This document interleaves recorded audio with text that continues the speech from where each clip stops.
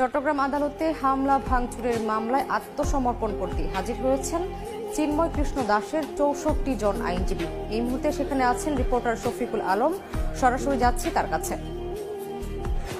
চিন্ময় কৃষ্ণ দাসের ঘটনায় যে নিহত অর্থাৎ শহীদ সাইফুল ইসলাম আলিফের যে আইনজীবীর বাইয়ের করা মামলায় আজকে যে এখানে প্রায় ৬৪ জন আইনজীবীকে এখানে আত্মসমর্পণতা উপস্থিত হয়েছেন। তারা সরকার হাসান শাহরিয়ার অতিরিক্ত চিফ ম্যাজিস্ট্রেট বেঞ্চে হাজির হয়েছেন এবং তাদেরকে আমরা যতটুকু জানতে পেরেছি এবং তাদেরকে সবার জামিন মঞ্জুর করেছে বা আমরা জানতে পেরেছি। তারা কিন্তু সকালে কিন্তু তারা এখানে উপস্থিত হয়েছেন এবং এখানে যে আইন শৃঙ্খলা বাহিনী, র্যাব, পুলিশ সহ অসংখ্য আইনজীবী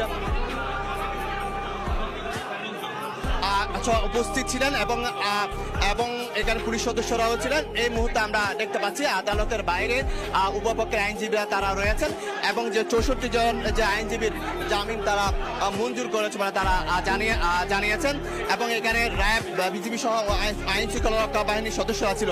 আমরা জানি গত ২৬শে নভেম্বর চিন্ময় দাসকে এখানে আনার ঘটনায় সেখানে হট্টগোলের ঘটনায় কিন্তু আলিফ অর্থাৎ সাইফুল ইসলাম আলিফ নামে আইনজীবীর যে মারা গিয়েছেন এবং শহীদ হয়েছেন।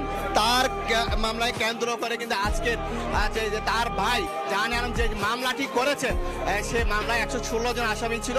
তাদের মধ্যে যারা আইনজীবী ছিল তাদেরকে আজকে আত্মসমর্পণ করতে এখানে আদালতে আনা হয়েছে।